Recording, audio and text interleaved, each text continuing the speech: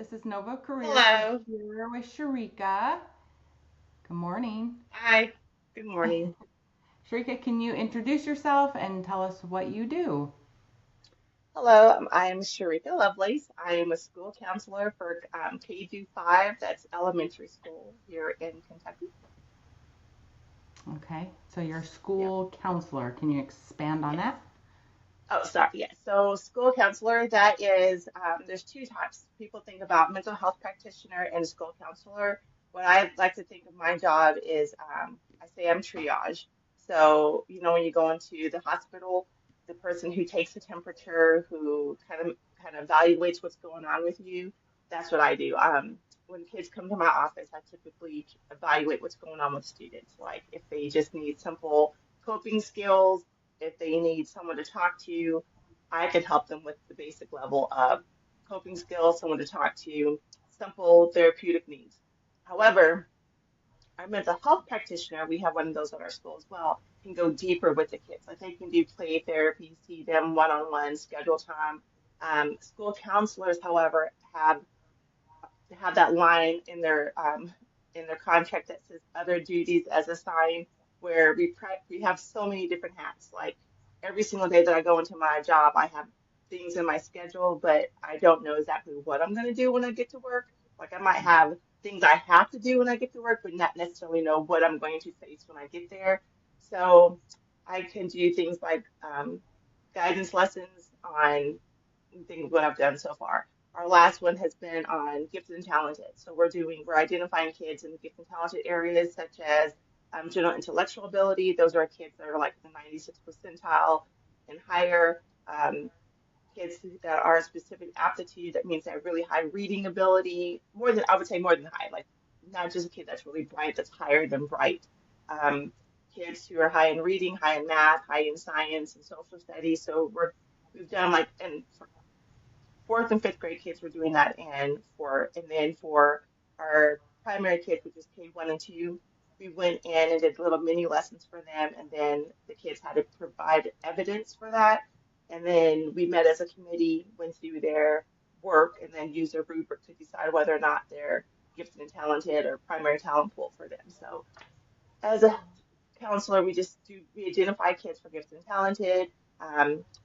We do guidance lessons on coping skills. Like I said, we're working on gifts and talents for that. Another thing that I do a lot of is behavior. I think when people go into counseling, they think they're going to do small groups, working on how do you feel. I do a little bit of how do you feel, but not a lot of how do you feel. But when kids have a lot of high needs, high emotional outbursts in the classroom, we're kind of the first responders. And so we'll go into the classroom and help a kid de-escalate. So that is something where I wish I would have had more training in as a counselor on how to de-escalate a student.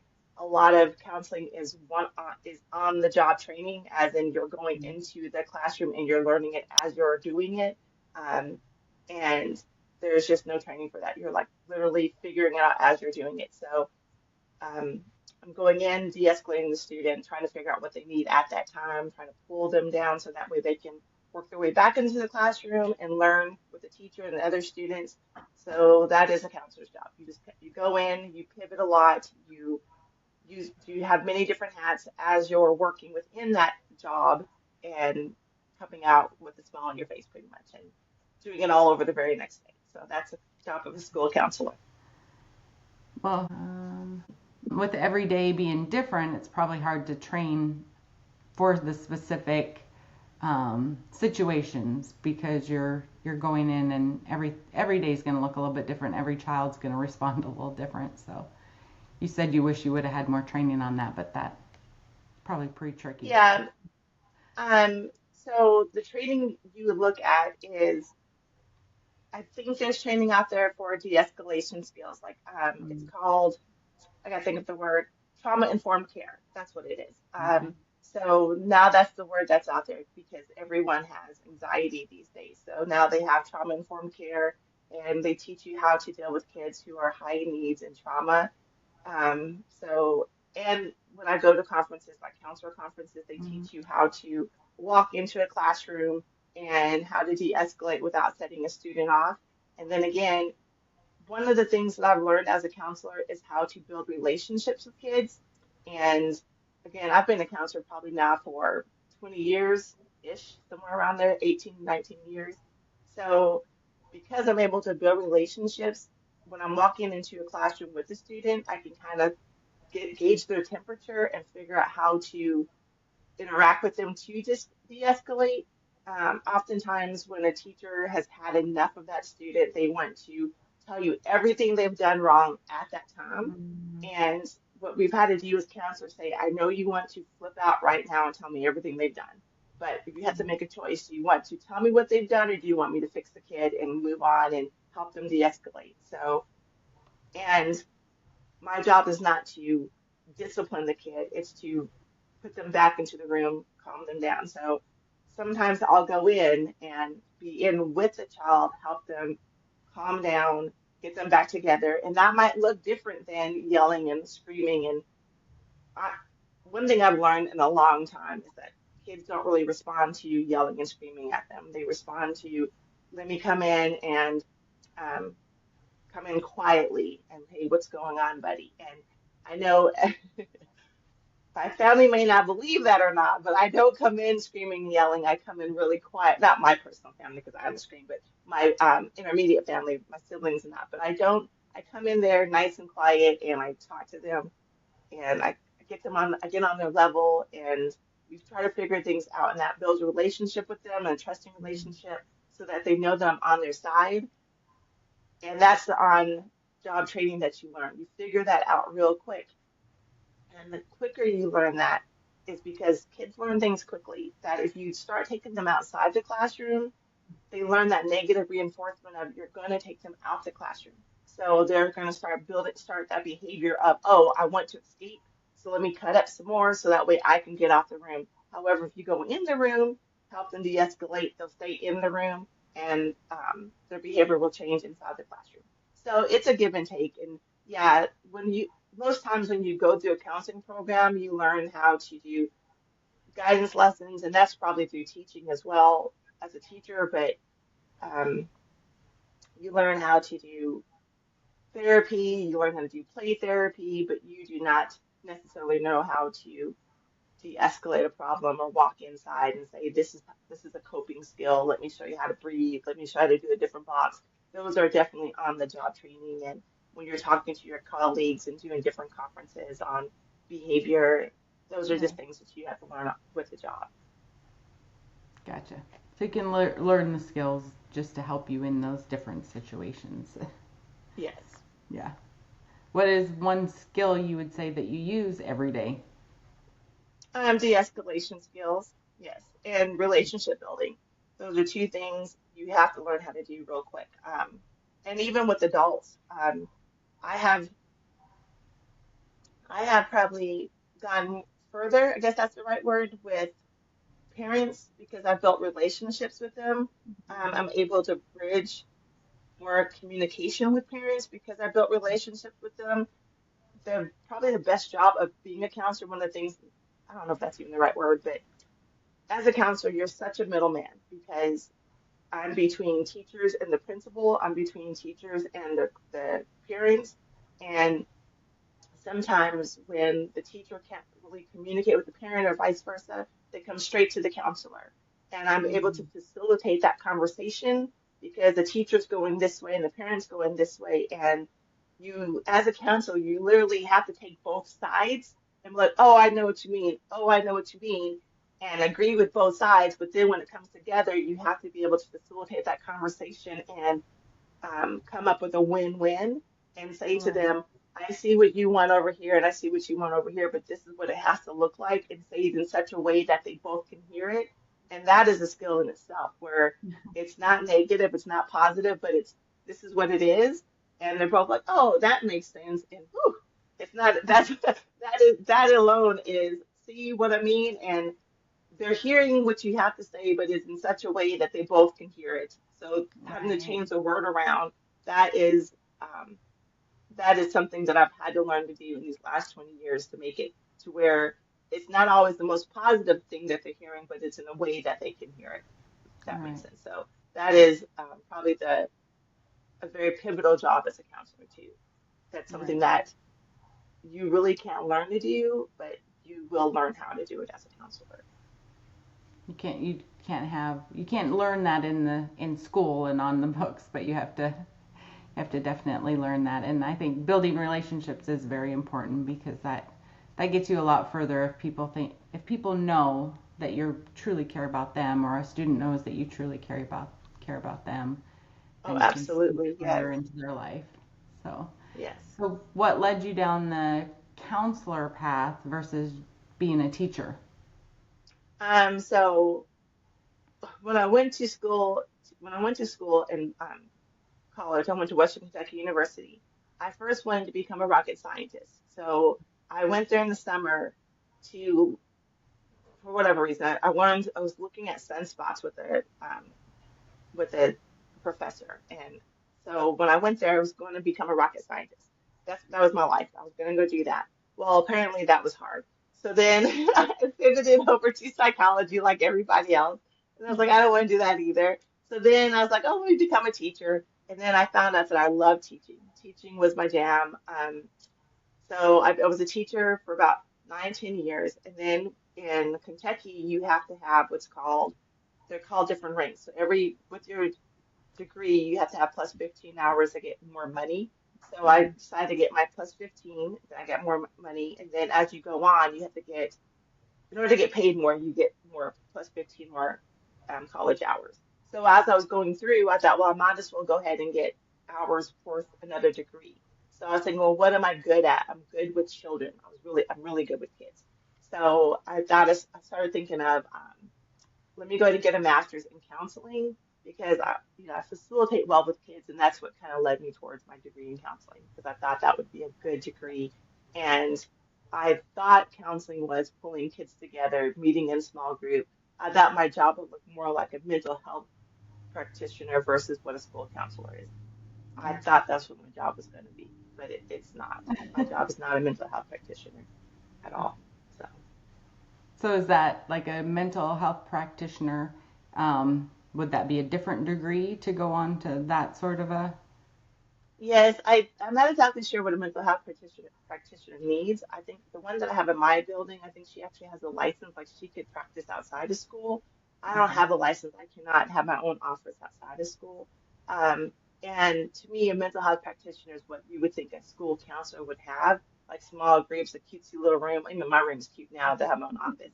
But so she's probably what you would consider a counselor, what one would typically look like. Right. My job is not a typical counselor look. It's Okay. not. I have typical counselor elements, but it's not what you would consider um, what a counselor would be when you think of one inside of a school building. Okay. So did obviously you had a degree, you had a teaching degree, and then you said you took more classes to get into this counseling degree, and that was so definitely needed a degree. This is definitely a degree career path for this. It is. So, like I said, so in Kentucky, in order to make the most amount of money that you can make, you have to have, of course, a degree. So I have a teaching degree, and then for me to get the next rank up, which is a rank two, I went ahead and got my master's of teaching. And Okay. then, so you have, I think in order to have a counseling degree at the time, you had to have at least one master's. So I have my master's of teaching, and then I went back and got a master's of counseling. But I don't know that you needed all that. I think I just went ahead and did it. So, but with my degree, I was able to get K through 12. So at the time, I'm actually able to do K through 12 counseling if I wanted to. You could choose, but I think it was just a difference in a couple hours. So I went ahead and just did the max amount of hours because I just figured I might as well. But so yes, you have to have at least, I think, you have to have at least a degree. So yes, in order to be a school counselor, you do have to have a degree. Yes. Okay. Would you say that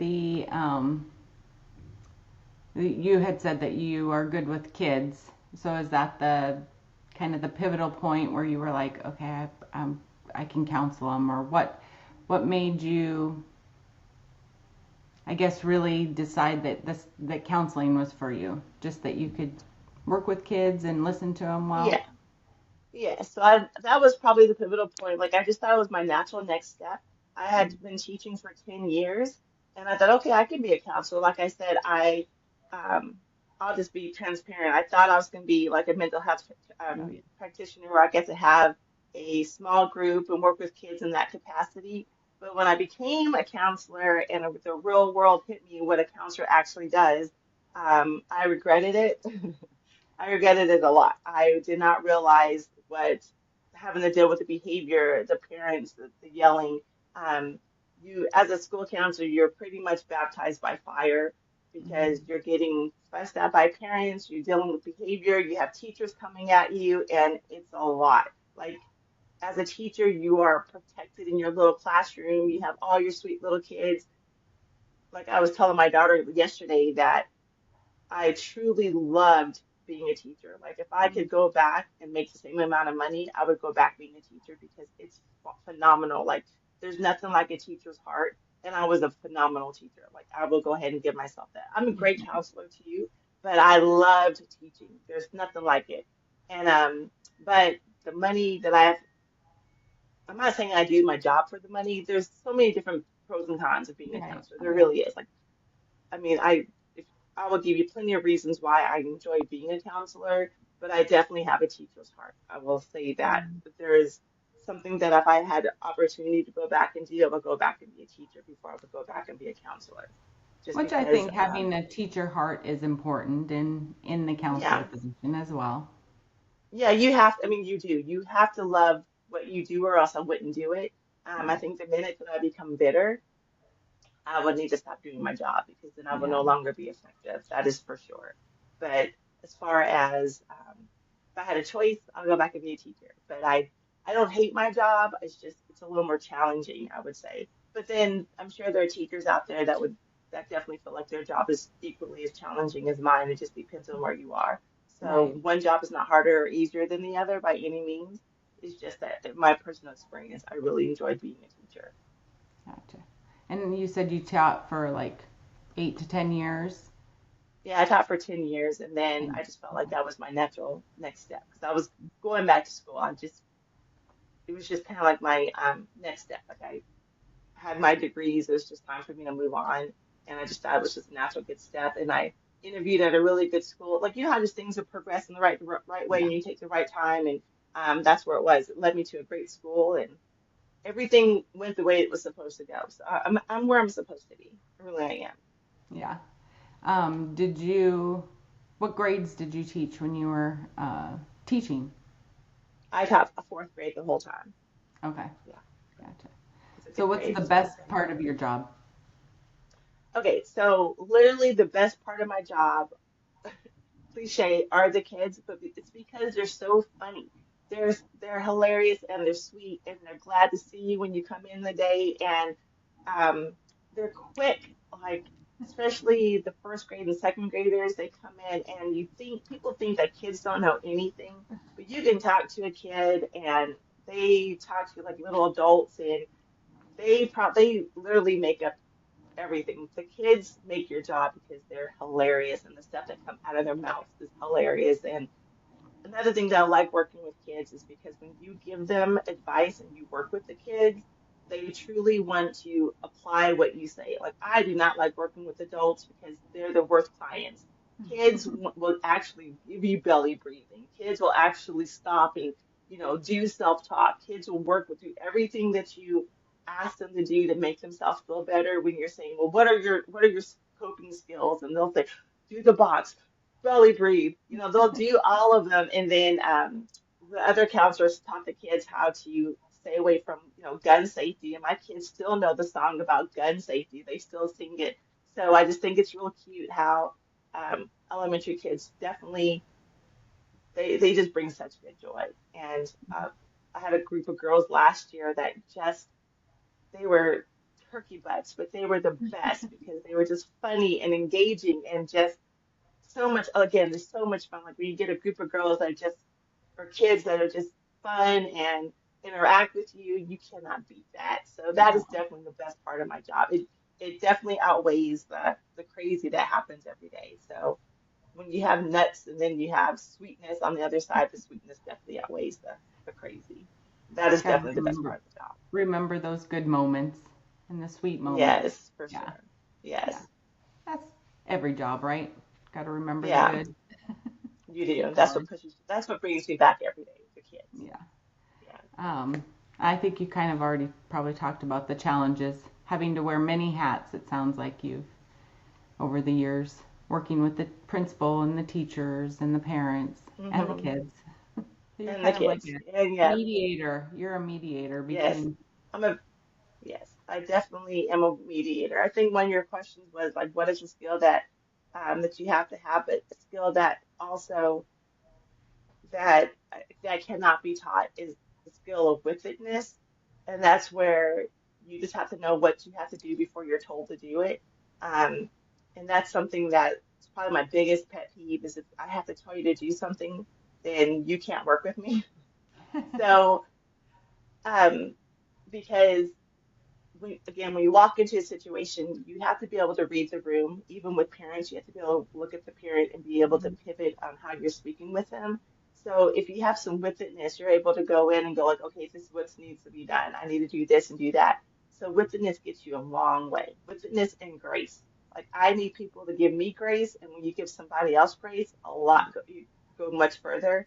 So that's another thing that you cannot be taught. You should be able to walk into a room and know what needs to be done without being told. Because if you sit around and do nothing, then nothing will get done. So Right. that's another skill that needs, as a counselor, having some witness goes a long way. Gotcha. So you are already kind of talked about what you wanted to be when you grew up. A rocket scientist? A rocket scientist and work for NASA. And then I also wanted to be a dancer. I love to dance, and oh, I love to write. Like I used to love writing plays in my room.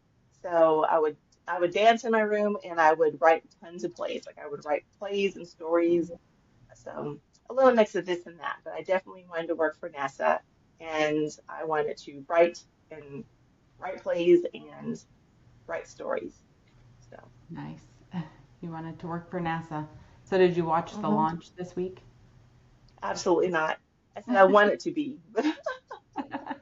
I don't, as a counselor, you don't, as a counselor, counselors don't look at news. They don't watch the news Oh, anymore. that's So, yeah. probably that's probably a good thing. Yeah, I learned my news from Facebook and my husband. That's where I get the news. I don't know if that's a flex or whatnot, but the news is a dark place, and I work with children, so I listen to enough darkness. I don't Yeah, watch the news. gotcha. Yeah. So what kind of person would be best at your job? Someone who takes the world lightly, I would have to say. You have to be able to laugh at yourself. Um, Someone who does not have a power trip. I have to say, you have to be a team player, but you have to be a team player. You have to be very creative, be able to work. You have to be very independent, work on your own. You have to have tough skin. Even though I think people think I have tough skin, I'm very sensitive. Like I am the world's biggest crier. I cry at everything. But I don't know if you need that as a job characteristic, because I mean maybe that's just me. um, yeah, you have to be. I don't know. Like some people are really good at data. I guess if you're working, my opposite person would have to be really good at data because I'm horrible at data. But I think because some counselors are really good at data, but I'm not good at data. Like I can recognize it, but yet I'm really good at planning stuff. So it just depends. So I would say in order to do my job well, you have to have witness, be able to build relationships, laugh at yourself. You cannot, and you have to have a stress reliever because this job is hard, so you have to be able to walk away from that job and protect yourself because as a counselor, it's not about you at all. It's about the teachers Hmm. and protecting the teacher's peace of mind. No one will ever ask you how you're doing. I mean, my teachers are pretty good about making sure like they thank me often, Right. um but it's not about you at all at your job. So you are definitely an island because you're not an admin, you're not a teacher, you're a counselor. So in my district, a counselor, we're treated as administrators, but we're not administrators because even when someone comes to me with a problem, I still have to go ask my principal for the answer. But when my principal's not there, I'm the admin of the building, but I'm not the admin. If that makes sense. So, like I said, I'm very much the middleman. So that is, I don't know if I'm answering the question. So my point is, in order to do the job, you have to be able to um, be able to wear many hats, do many things at the same time. I don't know if that makes you a smart person or a dumb person, and I don't know, just I think the biggest thing is be able to walk away from stress. I don't know, just and laugh at yourself and giggle a lot. Just Laugh at find joy yourself. in the little, yeah, find joy in the little things because that's what's gonna push you through. Maybe that's it. Love kids Love and kids. I think that's a gimme. Like if you don't love kids, why are you working with them? But I've heard people before tell and have me there was patience. one librarian I worked with a long time ago, and someone said she doesn't even like kids. I'm like, she knows she's a librarian, right? It was so funny. It doesn't make any sense, but whatever. Well, and So I felt that over the years when my kids were growing up that some teachers, and I think sometimes people do get into I'm going to be a teacher and then they become a teacher and it's like, oh, I don't think I should have become a teacher, but I have this yeah, education, so now what? So, yeah, and yeah, I knew before going to school that I was like, teaching's not going to be my path. yeah. Rather than just calling it done. Yeah, you're right. I agree with you. I agree with you. There's sometimes it's just not for you, and you have to like call it a day. But you definitely have to love what you do, or else And it's I'd just say going to you be need a miserable lot of for you. patience. Yeah, a lot of patience. Yeah. That, you do a good job. I know that. I So, definitely try. one of my questions is, and I kind of know this from your personal experience, do you work alone or with a team? Both. So we now I have a co-counselor, and my first one that I worked with for quite some time, she retired, and now we hired somebody else, and he's a great guy. So he and I collaborate often, and then I have an assistant principal and a principal, and we often work very well as a team, and we collaborate often, and we make sure we sit down to make sure everything's working fine. And then I work also with the ECE team. I work with the teachers. So there's a lot of collaboration going on, but then also I work independently when I pull kids into my office and we do little, like I had one little girl that I was working with for about 6 weeks, and I would meet with her on Mondays, and she and I would have like a little thing that we do every single Monday for a week. So it's a collaboration, independent. It's a hodgepodge. Like I said, there's no such there. I'm a everything. Counselors do everything. There's There's no not a label, one. there's not a definition, but it's a definition and there's a label. I don't know. Gotcha. So there's, like you said before, there's no real normal day. Mm-mm. No. No. Okay. So the answer is yes and no. All right. So what was the first job you ever had? Okay, so I thought about this. So my first job, of course, I babysat because I love kids. I love babies. I'm addicted to babies. Like babies, love babies. I'm stupid when it comes to babies. I don't know if I want to tell the story about how you and I went to Disney together for your 50th, and that lady was in the line, and I was like, "Oh, look at the baby," and you went, "Oh, look at the belt." Remember that?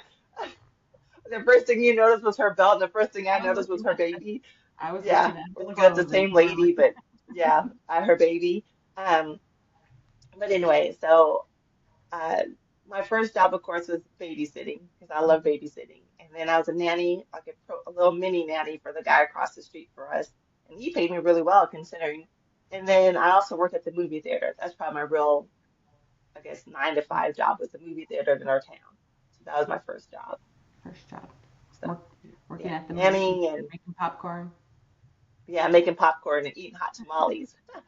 Popcorn and hot tamales. Yes, that's where I learned my hot tamale addiction. Popcorn and hot tamales. Yes. Yes. So what's one job that you would never want to do? Gosh.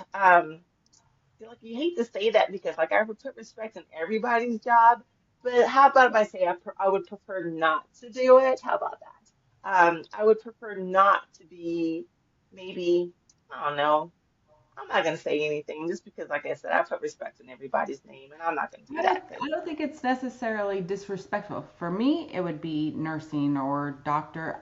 Can't do blood. Like when a doctor or nurse comes in to take care of me, I'm like, I have mad respect for you because I could never ever do this ever. yeah. I'm not. And I would say maybe, mm, I don't know. See, I'm such a counselor. I can't even hurt somebody's feelings that are ambiguously might even hear this. It might kind of take offense. Um, so if I had to choose between a job that if I, how about not, I would never do it because I respect the job. But if I had to choose between a counselor and that job, I would choose a counselor. So I would say I would have a hard time. Okay, I mad respect my bus drivers. So I wouldn't say I wouldn't prefer to do it, but I put a lot of respect on my bus drivers. I'm going to Yeah. say that because to me, they have a super hard job because they're one person with all those kids. And In I'm a on that moving bus vehicle. often, and I support those bus drivers often because the kids who would never cut up at our school, that's when they get on the bus to cut up. Mm, And so I love our bus drivers out of school. So I'm going to say that. I'm not going to say I would never do their job. I'm going to say I respect my bus drivers for doing their job because when they do a good job of building relationships with our kids. Like the mm. kids come off and they know everyone's name and they give them pounds and do such a good job. But so I'll make sure that I get on there and support our bus drivers and make sure our kids are not cutting up because Make sure like they I know had they're one kid appreciated. scream. Yes, I want to make sure they know they're appreciated because they have a tough job and parents sometimes feel like they can talk to our bus drivers any kind of way. So that is a very hard job. Oh, So that definitely. is, yeah, yeah. I love our bus drivers and I love our compound. So that is a hard job. Yep. Yeah, I don't think you're dissing them. It's just a job where, like I said, I have total respect for medical people, but Mm-hmm. that is not my gifting. Unless you I want me to know. pass out while I'm trying to help you. Yeah. God did not create me to do that. Nope. Mm-mm. Yeah. So, no, my bus drivers are amazing. So I would have to say they deserve all the respect. When my kids acting knuckleheads on the bus, I just cannot with them. Cannot. I'm going to support them the Yeah, best I can. that's awesome though. I'm glad. I mean, to hear that you support the bus drivers because it is a hard job, and they need Mm-hmm. that. They need to know that they matter and that they're. I mean, they're needed, obviously. Yes. Okay. Yeah. Yes. I tell them the kids Transporting. that it's a privilege, not a right, to ride the bus. So they Gotcha. need to realize that. Yeah. All right. Wrapping up, what's one piece of advice you would give your 16-year-old self? Career wise or personal wise? You Well, choose. personally, I would say kiss all the boys. Oh, geez. So that's what I would say. Career-wise, I would say, gosh, my 16-year-old self, I would definitely, gosh, there's so many different things I would say. Travel more. If I could do anything, I wish I would have traveled more. And I wish that I would not have pigeonholed myself into relationships. That's what I wish I would have done. I would have kissed more boys and not pigeonholed myself into relationships and traveled more so I could have seen Enjoy the life. world. Yeah, Enjoy enjoy life. life. Even though you Yeah. think at 16, my parents are running my world, it's really the easiest part of your life at this point. It gets more Yeah, it is. stressful and more Yeah, and responsibility from there on. honestly, now that I'm older, I wish I would have saved more money. Mm. Like been a little more financially responsible. So if I was 16, I'd be like, girl, you need to start saving some more money. Maybe that's the best advice I would tell myself. Travel and save money. Yes, be more financially responsible. Yep. Gotcha. There you go. That's a better, more responsible answer. How about that? That's all I'll say. It's about the truth here. Yeah, that's it. That's all I'll say. That's the best answer. There you go. Well, I want to thank you, Shereika, for giving us a little bit of an insight into a school counselor, elementary school counselor. Hmm. And thank you for being on Nova Careers today. We appreciate Yeah, you you. did great. I enjoyed it. Thank you Great. for listening to me babble. Oh, yes. Thank you for sharing. All right. Bye. Bye.